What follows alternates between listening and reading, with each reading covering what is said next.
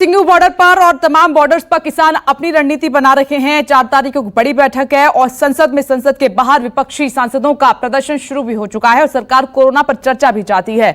अब इन हालातों में देखिए क्या होगा। ये किसान वर्सेस सरकार की लड़ाई है, ये मांगे हैं और किसान क्या चाहते हैं, सरकार क्या कर रही है, वो आपके सामने है। खास मेहमान मेरे साथ बने हुए हैं, मेरे सहयोगी भी मौजूद हैं। मैं चाहती हूँ साधना भारती जी आप अपनी बात कंप्लीट करें जल्दी से।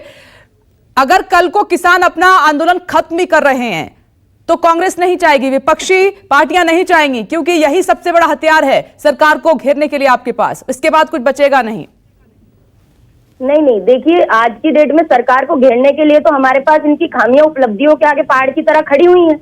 महंगाई, बेरोजगारी और जिस तरह कोरोना का यह असफल इनका रहा, सब देखिए ये मुद्दों की बात नहीं है। आज किसान क्या मांग रहा है इनसे? 2011 में स्वयं पीएम मोदी जी जब सीएम थे तो उन्होंने खुद रिपोर्ट सौंपते हुए कहा था ना, वो छोड़िए ना, किसान अपनी बातें सीधी पहुंचा रहे हैं सरकार तक। आप अपनी बात कीजिए साधना जी, वो मांगे पहुंच रही है सरकार तक। किसान क्या चाहता है वो सरकार ने सुन लिया और किसानों ने बता भी दिया। आप माध्यम क्यों बन रहे हैं? उनके पास आवाज है, वो पहुंचा रहे हैं सीधी। मैंने कहा कि आपके पास मुद्दा नहीं बचेगा इसके बाद, ये आरोप लग रहा है आप पर। मैं बोल लूं, मैं अपनी बात पूरी कर लूं प्लीज। बोलिए। सीधी बात यह है, मैं खुद भी किसान परिवार की बेटी हूँ। यह अनिला सिंह जी उत्तर प्रदेश से आती है। मेरे पिताजी की भी जन्मभूमि और कर्मभूमि एटा रही है और मैं मध्य प्रदेश की निवासी हूँ। उत्तर प्रदेश से लेकर मध्य प्रदेश तक मुझे भी इनकी नेताओं के बारे में मैं बहुत अच्छी तरह वाकिफ हूँ। दूसरी बात, मैं भी किसान परिवार की बेटी हूँ। भाई मैं अपनी बात रख रही हूँ, मैं किसानों का माध्यम तोड़ना बन रही हूँ। अगर किसानों की बात ये मान लेते तो 700 से अधिक किसान शहीद हो गए। संवेदनाएं व्यक्त करना तो दूर, अनिला सिंह जी आप ही के चैनल पर एक डिबेट में कह चुकी है कि किसान नेताओं को तो कुछ नहीं हुआ, किसानों को ही बस जो 700 ही किसान शहीद हो पाए, किसान नेता कैसे बच गई, तो उस बात का भी दुख है। तो मैं ये कहना चाहती हूँ, आप एमएसपी की गारंटी का कानून बना दीजिए और उसके बाद किसानों की कमेटी गठित कर दीजिए, वो एमएसपी निर्धारित करते रहेंगे। लेकिन यही हो गया ना, चित भी मेरी चाहते, पट भी मेरी चाहते, ऐसा नहीं होता। आप खुद जिस कानून को लाने की बात 2011 में कर रहे थे, पूर्ण बहुमत में है। भाई काली टोपी काला कोट पहनकर वकालत कर रहे थे एमएसपी की गारंटी के कानून की 2011 में, तो अब जब जज बन गए हैं, पूर्ण बहुमत में सरकार है, तो ला दीजिए भैया एमएसपी की गारंटी। अरे साधना जी, आप न्यूज़ 24 पर बैठकर आप इतनी लाउड वॉइस में बात कर रही हैं, लेकिन आपकी सरकार रही, आपने कुछ किया? ये सवाल पूछा जाता है तो जवाब नहीं होता है। अनिला सिंह जी आप जल्दी से जवाब दीजिए, उसके बाद में संसद पहुंच रही है। अनिला सिंह जी आप पर ये आरोप लग रहा है और किसान भी कह रहे हैं कि सरकार फूट डलवाना चाहती है हम में, और इसीलिए वो कह रहे हैं हम में एकजुटता है, हम में कोई कमी नहीं है। संयुक्त किसान मोर्चा जो फैसला लेगा वो आखिरी होगा।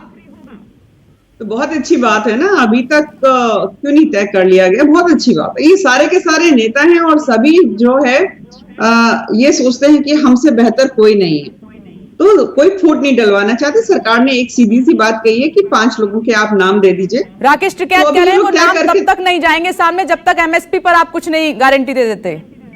गारंटी का क्या मतलब होता है विपनेश जी? मेरी बात पूरी होने दीजिए। गारंटी का क्या मतलब होता है? एमएसपी जो है 70 के दशक में आई। कांग्रेस पार्टी ने कभी भी ये नहीं सोचा कि 6% लोग ही केवल एमएसपी पे अपनी उपज को बेच पाते हैं, बाकी लोग नहीं बेच पाते हैं। इन्होंने इसके ऊपर कानून क्यों नहीं बनाया? आज की तारीख में भी एमएसपी जो है एडमिनिस्ट्रेटिव ऑर्डर होता है, उसको अगर कानून उस पर बनाने एक लंबी प्रक्रिया होती है, कोई शॉर्टकट नहीं होता है। माना जाता है। तो सीधी सी बात है, कमेटी का गठन हो रहा है, वो इसलिए हो रहा है। नहीं, मैडम कितनी शांत बैठिए। ये बता दीजिए ना, जो आप ये तमाम जुमलेबाजी झूठ बोलती हैं, आप लोगों की सांसद बौखलाए बैठे नहीं, आप जैसी पार्टी आपकी तरफ नगर के अंग्रेजों से माफी नहीं मांगी। ये बताइए एमएसपी की गारंटी का कानून बनेगा नहीं बनेगा, उतना बता दीजिए। मोदी जी खुद वकालत करते थे, एमएसपी की गारंटी का कानून बनेगा। मोदी जी काली टोपी लगाकर वकालत करते थे। आप तो संवेदनशील महिला है, आपको तो माफी करना देना है। आपको तो किसान नेता जिंदा दिख रहा है, तो बड़ा प्रदेशों में आपकी सरकार है, आप मुझे बता दें वहाँ किसानों के लिए क्या किया है? क्यों बताइए ना, क्या किया है? पिछले साधना भारती आप न केवल चिल्लाना जानती हैं, आप तथ्यों पे बात करती हैं, तथ्यों पे बात करती हैं, आंकड़ों पे बात करती हैं। साल का सारा हिसाब किताब रखती हैं और आपके पास कोई तथ्य नहीं होते, और जिनके पास तथ्य नहीं होते आप जैसे लोग जो है चिल्लाते हैं। ठीक है साधना जी सुन लीजिए, पहले अनिला सिंह जी को सुन लीजिए, 1 मिनट सुन लीजिए। नहीं, जैसे ये Congress Indian national confuse party की कंफ्यूज प्रवक्ता चिल्ला सकते हैं क्योंकि तथ्यों के साथ की मांग की थी। हमारे में तो 1 साल तक आंदोलन साधना भारती कंफ्यूज हो, आपकी सरकार में क्यों साधना जी सुन लीजिए, आप जब आप उनकी कमियां गिना रहे हैं तो अनिला सिंह जी बता रही हैं कि जब आपकी सरकार केंद्र में रही तो आपने क्या किया, आप कहां तक सीमित रहे। सुन लीजिए, धैर्य रखिए साधना जी, ऐसे नहीं एक एक करके बात करते हैं, दर्शक कंफ्यूज हो जाएंगे, आप दोनों एक साथ बोलेंगे तो। साधना जी प्लीज रुकिए, अनिला सिंह जी आपकी बारी में नहीं बोली थी, इनको बोलने दीजिए, let her speak please. Sadhana ji please 1 minute, Anila ji बोलिए। नहीं, कंफ्यूज पार्टी की कंफ्यूज प्रवक्ता, क्योंकि तथ्य नहीं है तो चिल्लाएंगी। किसानों की हालत बद से बदतर करी। 91 में एग्रीकल्चर क्यों नहीं ग्लोबली ओपन किया? क्यों नहीं इस तरीके के हालात करे कि भाई अगर किसान को सीधे एक्सपोर्टर को अपना सामान बेचना है वो बेच सके? क्योंकि आप किसानों को केंद्र में आपकी सरकार है, किसानों को आपसे उम्मीद है। चलिए पिछली सरकारों की बात छोड़ देते हैं, अब आपसे उम्मीद है, नरेंद्र मोदी सरकार से उम्मीद है किसानों को। क्या एमएसपी पर कुछ हो रहा है? क्या इस पर आपस में बैठकर बातचीत होगी? किसान और सरकार बैठेंगे, बीच का रास्ता निकलेगा? कमेटी इसीलिए बनाई जा रही है ना विपनेश जी, और इसीलिए इनके रिप्रेजेंटेटिव्स मांगे जा रहे हैं कि भाई किसान नेताओं से कहा 5 लोगों को भेजिए, चर्चा होगी और चर्चा के बाद बिल्कुल नतीजा निकलेगा। परेशानी इन विपक्षी दलों को है क्योंकि चुनावी मुद्दा बनाना चाह रहे थे, वो अब नहीं बना पा रहे हैं। परेशानी इन लोगों को है। तो अब ये किसान नेता चाहें भी कि हम इसको खींचे, इनको आम किसान ये खींचने नहीं देगा ये आंदोलन। आम किसान कहेगा कि भाई जब सरकार कह रही है कि कमेटी गठित करो तो अब भेजो अपने रिप्रेजेंटेटिव। आम किसान कहेगा कि तीनों कानून वापस हो रहे हैं। अनिला जी ठीक है, मैं आती हूँ। संजीव, मैं आपके पास आ रही हूँ। देखिए, आप अनिला सिंह जी को सुन भी रहे हैं, अब गेंद किसानों के पाले में फेंक दी है सरकार ने। देखिए, सुन तो दोनों को रहा हूँ, समझ कुछ नहीं पा रहा हूँ। दरअसल कहानी संसद में जो है और जो कहानी किसानों के बीच है वो तो दोनों अलग अलग है। पहले योजना ये थी विपक्ष की कि यहाँ पहुँचेंगे, सीट सत्र शुरू होगा और उसके बाद हम एमएसपी के मुद्दे उठाएंगे, लखीमपुर खीरी के मुद्दे उठाएंगे, वो तमाम मुद्दे जिस पर हम सरकार को घेर सकते हैं, महंगाई के मुद्दे उठाएंगे। लेकिन यहाँ तो देखिए विपक्ष की क्या स्थिति है आज की तारीख में, वो खुद के निलंबन की वापसी को लेकर ही फंसे हुए हैं। और सवाल यहाँ पर यह है कि जब अपनी बात करेंगे तो फिर किसानों की बात कब होगी? तो क्या सरकार ने ऑफ ट्रैक कर दिया है? ये बहुत बड़ा सवाल है कि अपने मुद्दों से क्या विपक्ष को भटका दिया गया है?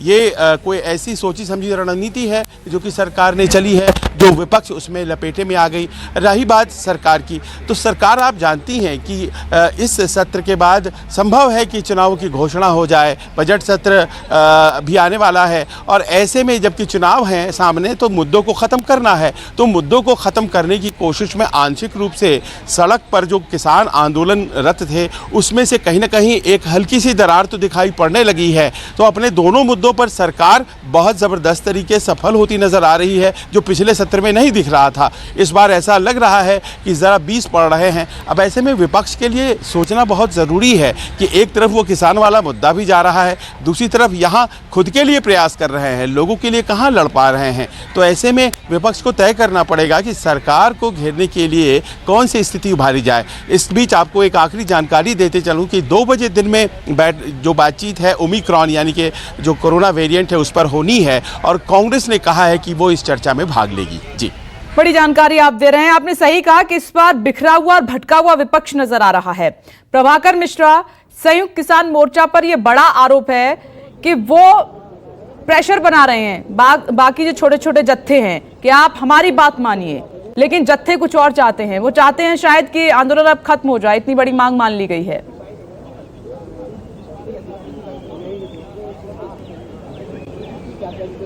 देखिए विपनेश, आरोप कुछ भी लगे, इतनी एक बात तो तय है कि संयुक्त किसान मोर्चा की लड़ाई के चलते ही कृषि कानूनों को वापस होना पड़ा। इसी संयुक्त किसान मोर्चा की लड़ाई के चलते पराली को अपराध, जो पराली जलाना अपराध था, उस फैसले को बदलना पड़ा।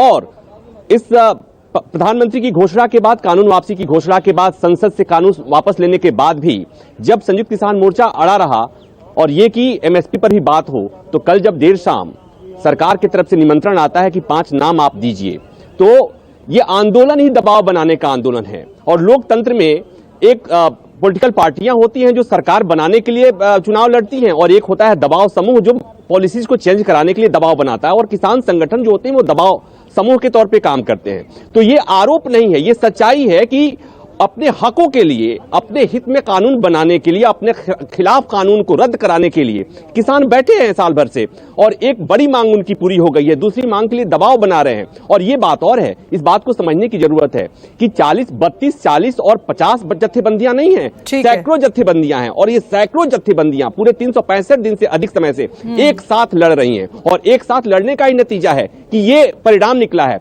तो थोड़ा सा इन्हें लगता है कि थोड़ा सा हो चुका है, बस थोड़ा सा और है। नमस्कार, मैं हूं मानक गुप्ता। अगर आपको हमारा ये वीडियो पसंद आया हो तो इसे लाइक और शेयर जरूर करें, और हां, हमें सब्सक्राइब और फॉलो करना ना भूलें ताकि आप देश और दुनिया की कोई खबर मिस ना करें। तो जुड़े रहिए हमारे साथ और देखते रहिए News 24।